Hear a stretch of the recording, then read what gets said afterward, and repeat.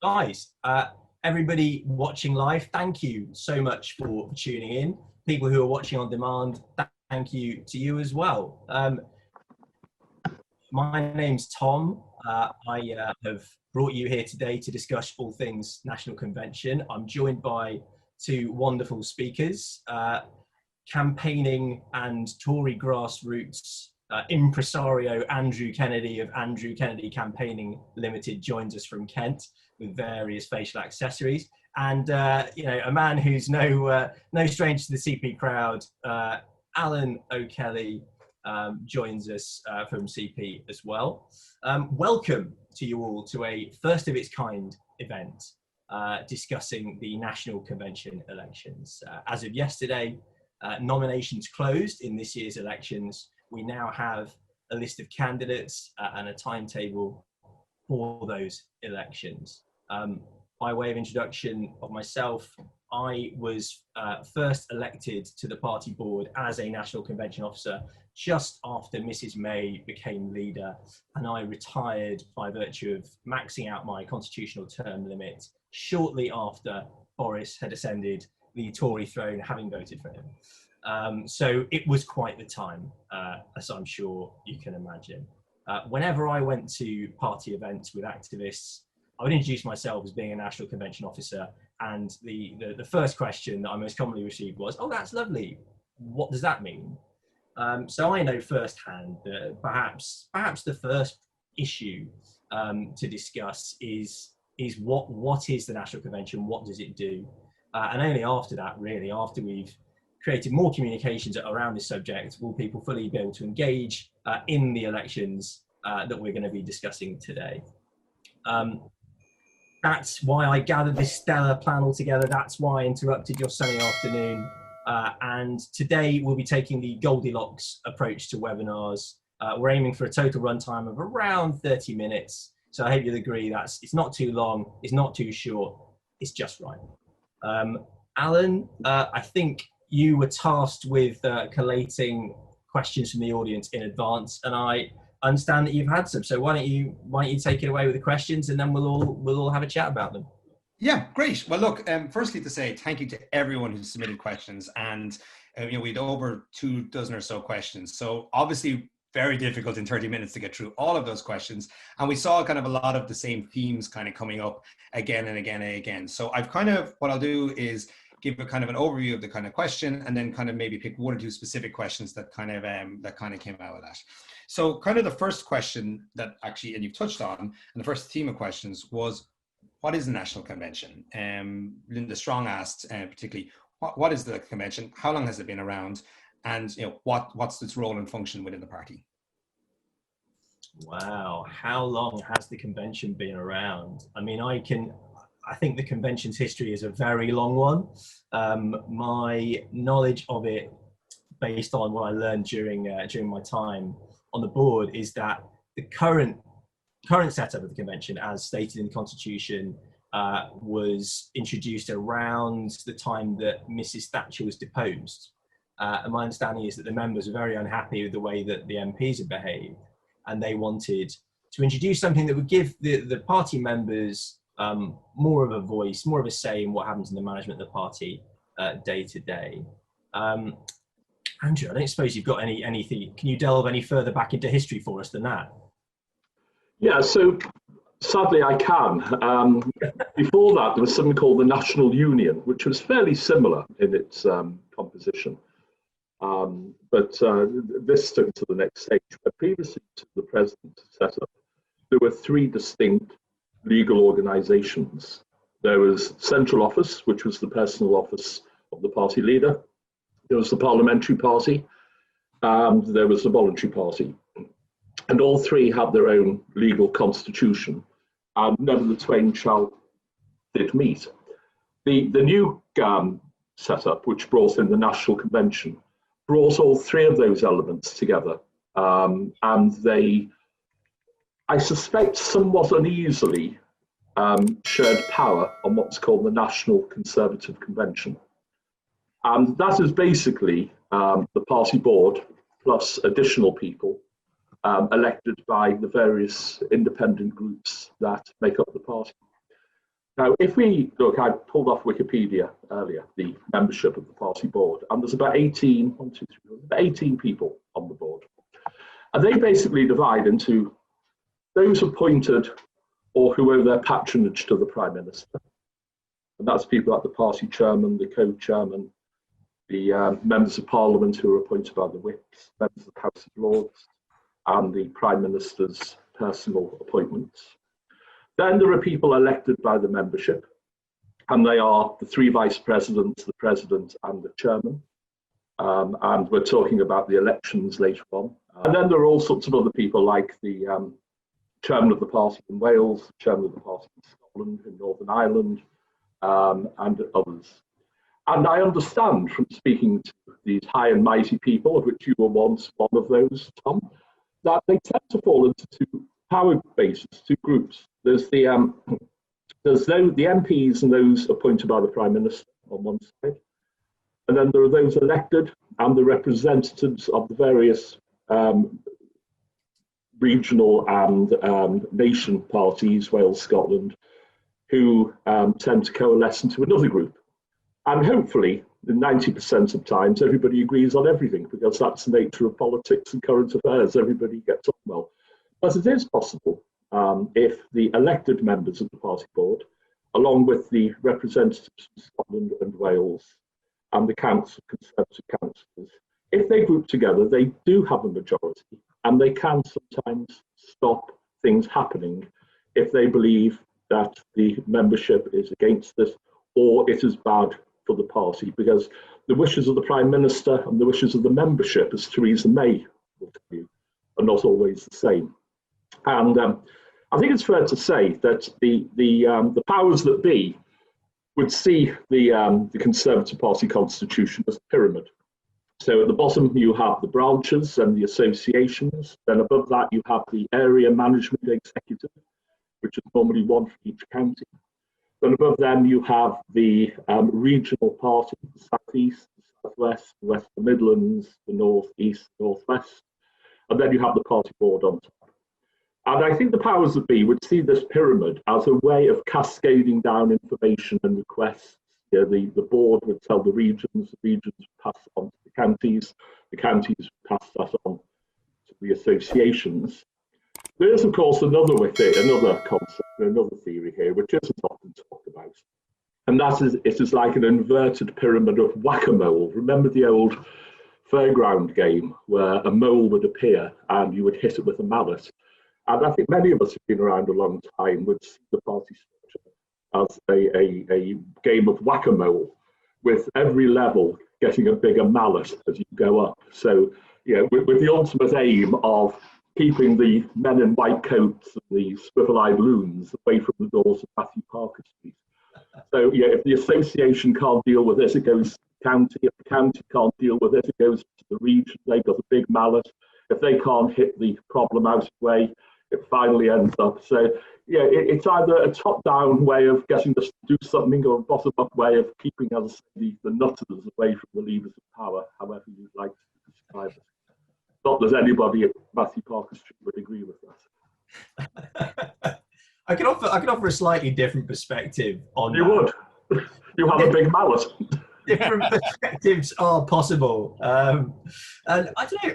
Listen, there's a lot to agree with in that. The reason why I stood for it in the first place, being a lowly association chairman in an East London backwater in a safe seat, was because I actually agreed of Hackney. That's exactly why I joined, because I agreed with that. There is a different perspective, which is that the members of each association elect their chairman. The chairman of those associations within an area elect the area officers, and then again the association chairman elect regional officers, and then again all of those categories of people elect the National Convention officers. So there is a different perspective, but I appreciate there is a lot of sense in what you say there. In terms of the individual officers that Andrew just touched on there, so this year there will be an election in relation to the chairman. of the National Convention, the President of the National Convention, those two roles often confused, and then 3 Vice Presidents. This year, Andrew Sharp, Lord Sharp to the likes of me, these days, has just been nominated unopposed for his final and 3rd year as chairman of the National Convention. I'm sure we all wish him well in that. He's a very popular chairman. Andrew Colborne-Baber has been elected unopposed as president of the National Convention, and he will be in charge of organising this year's virtual conference, which is a great challenge, which I'm sure he'll rise to. There are also 3 vice presidents as well, and there are 4 candidates for that, and we'll discuss them later. But I think in terms of the role of what they actually do, which is the original theme of the question, being a National Convention officer is as much or as little as you make of it. Day to day, you have responsibilities for representing the voluntary party at the monthly board meetings. You also have, linked to that, you have responsibility for representing the views of specific regions of the party at the board.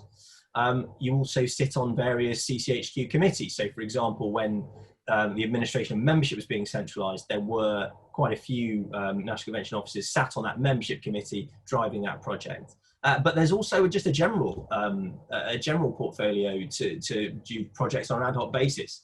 As long as you can beat people into submission and get them to do that. I mean, one of the things that I really enjoyed doing was pioneering the use of webinars, which is something I'm passionate about. It's what we're doing today as a great means of opening up participation for people who live far away and cannot reasonably be expected to come to London at the drop of a hat. If you live in Cumberland or Cornwall or something like that, it's just not on. So you've got to do it that way. And also online events help people to watch on demand. I mean, Alan and myself both have young families. We know that you can't schedule your life perfectly, particularly during lockdown. So that was something that I hoped broaden access to informational and training events. Yeah, I mean, I think we just need to remember the electorate is about 800, and it's association chairman, regional and county officers.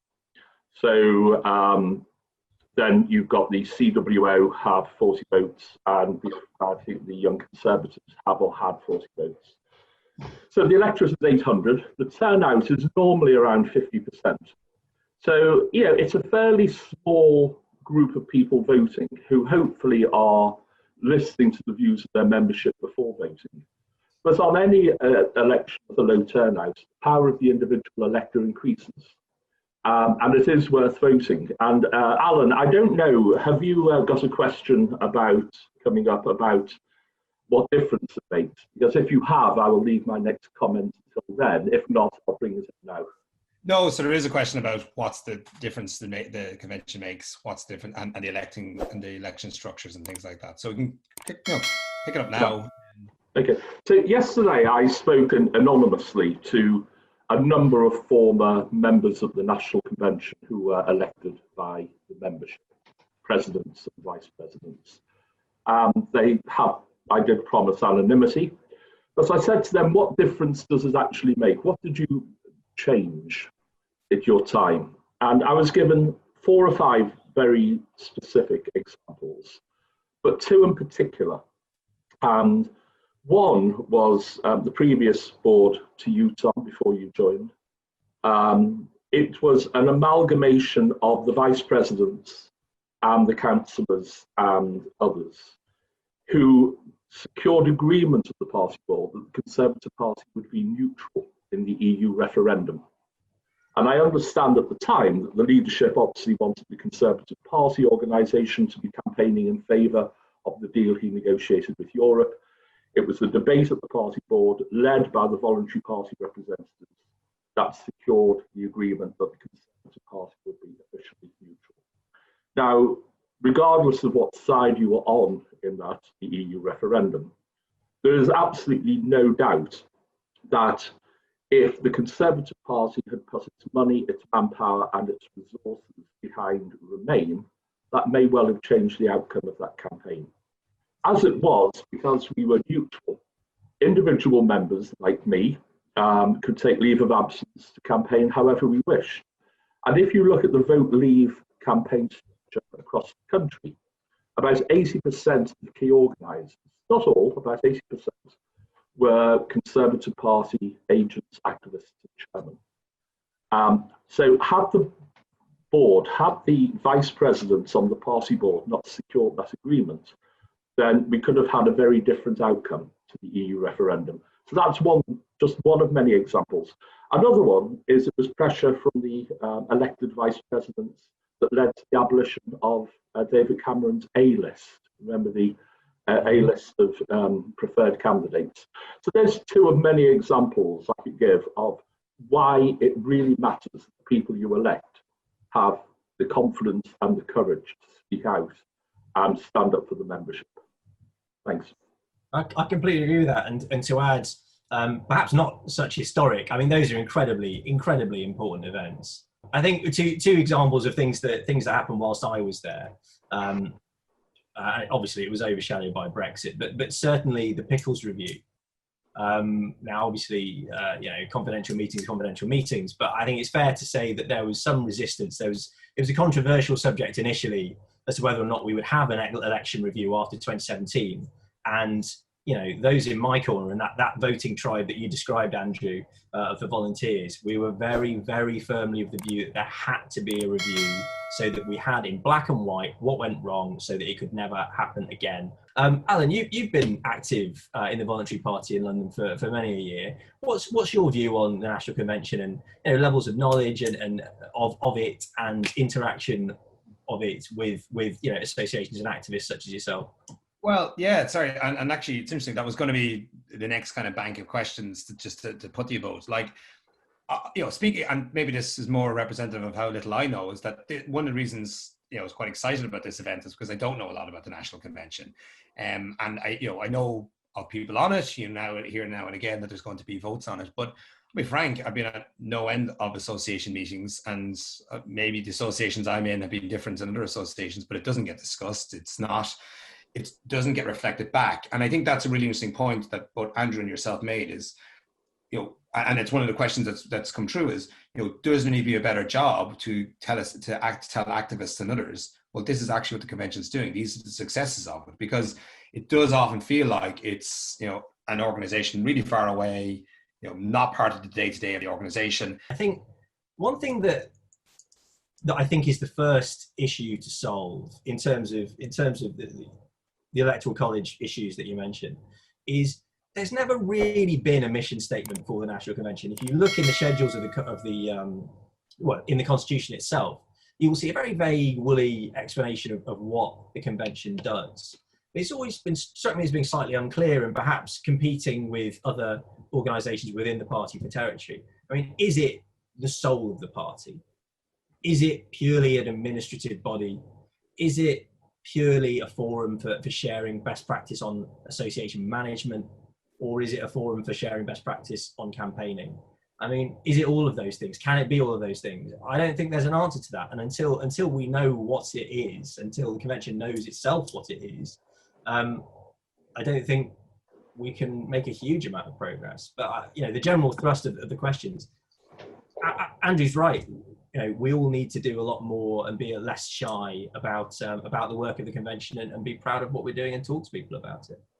I think I'd add to that actually 2 points. One, I agree with everything both of you said on this. And I think, the kind of opening up the kind of the electoral college to it also allows, something that's more important about kind of giving the activists, giving the members a kind of much more connected feel to the party. And, and that sense that actually, there's a yet another opportunity to kind of influence and shape the party.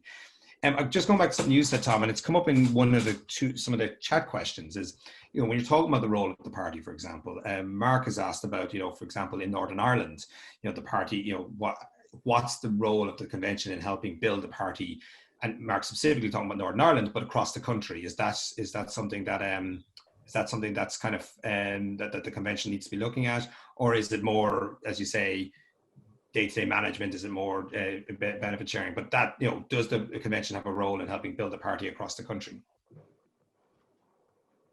Absolutely should do. I mean, they get fancy titles, but at the end of the day, these individuals are grassroots campaigners. They have been for many, many years.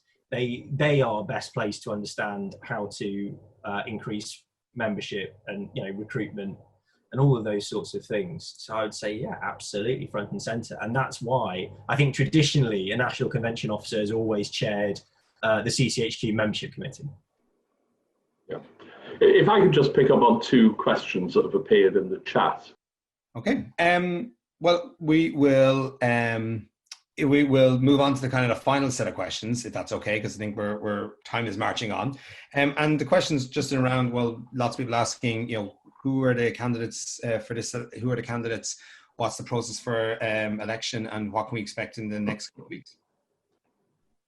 Yeah, absolutely. So I'll just deal with that very quickly. As Andrew said, it's an online ballot. The beauty of online ballots is that they're scalable. They're no more expensive if you're doing it for 100 people, than 1,000 or 10,000, or a couple of 100,000 perhaps. The nominations closed yesterday.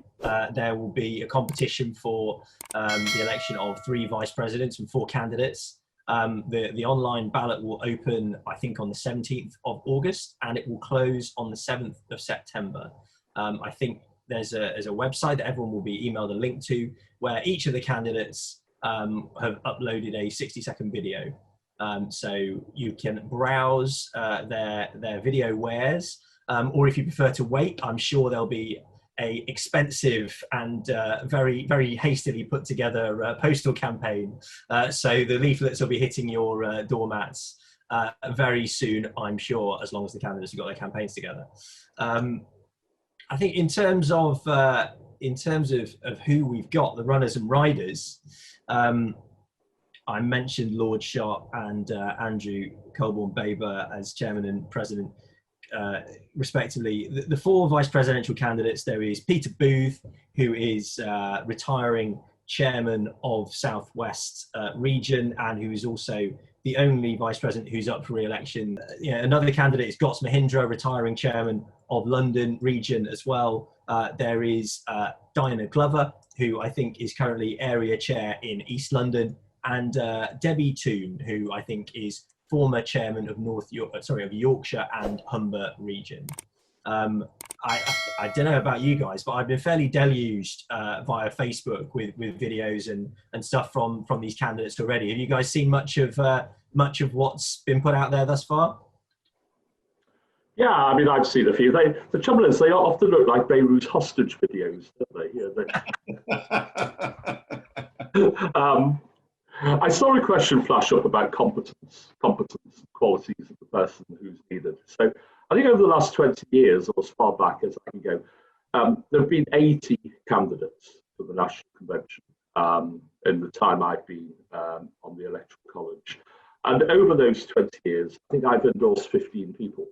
And you were one of those, Tom, and it didn't stop you going on to win. And when I endorse somebody, I always have in the back of my mind that the people we are electing are ultimately the voice and the champion of the grassroots of the party, who have no other voice on the party board. So I look for three or four qualities before I endorse anybody. First of all, I've got to personally know them. I'm not going to throw my weight and support behind somebody I know secondhand or through social media. I've got to personally know them. I have got to be sure that they are technically competent. In other words, that when they sit on a board surrounded by the great and the good and lords and ladies and MPs, they are going to have the skills and the confidence not to be intimidated or not to be there purely to get the badge to further their career elsewhere, either as a member of parliament or for preferment in some other form of life in the party. And thirdly, and most importantly, they have got to share the two things that I have campaigned for and fought for personally for 20 years. And that is the reform of the party to make it more relevant, to make us more powerful in terms of the way we campaign and the way we spend our money on campaigning and focusing on winning elections, not supporting old drafty buildings. And secondly, empowerment of the membership. So we've already heard about the difference they can make. We don't want shrinking violets. We don't want people who are there for their own self-interest. But could I just maybe conclude my own comments by thanking all 4 candidates? I know Tom may have a view on this. It's a thankless job. It takes up a lot of time, particularly if you don't live in London. You've got to put, there's no pay, there's not even expenses, I believe. So you pay your own travel, you pay your own hotels, you pay your own raffle tickets, and there's precious little thanks at the end of it, unless you're very fortunate, and you go on to the House of Lords. So well done to all 4 candidates, and good luck to everybody. I think we're very lucky that so many people are willing to do it. Absolutely, absolutely right. Oh, the raffle tickets. Andrew, I bought raffle tickets in every region of this country. Never won anything. I thought it was supposed to be a fix. I thought it was supposed to be. The Kent Conservative draw, Tom, you haven't bought any of these yet. I'm looking forward to your £50 cheque. There's lunch at Rules Restaurant to be won, all right? Fantastic, fantastic. Well, I'll schedule that in for Friday. Fantastic. Hawking is West. That's brilliant. That is a proper Tory spirit. I'd echo what Andrew said. It takes a lot of guts to put your head above the parapet these days in politics generally, and particularly in the Tory party. So well done to everyone for standing. I would say, what do I look for in a candidate? They've got to be proper grassroots. They've got to have proper Tory values. They've got to have cut their hands on letterboxes on a cold Saturday morning when they should have been in bed. They've got to have walked the beat in wet shoes and socks. They've got to have the intellectual ability to manage this huge national and nationally important cultural institution. They've got to have the proper negotiation skills to get things done, take people with them, persuade people when there's a disagreement. And be reasonable, again, when there's a disagreement, not always approach everything as if, the problem is a nail and the only tool you've got is a hammer. But absolutely right. But within that diplomacy, they must have a steel backbone. They can't be pushed around. They are there to represent people who are not in the room and without whom our campaigning is not possible and our party doesn't exist. And that's what I look for. Having said we keep it short and sweet, I see that we're at 38 minutes. So Andrew, thank you so much for coming in here, sharing your wisdom, giving us that history lesson. And Alan, our besequined, glamorous assistant and grassroots Tory activist, thank you so much to you as well. Thank you to everyone who tuned in live. Thank you to everyone who's going to watch on demand. I hope everyone has a great day.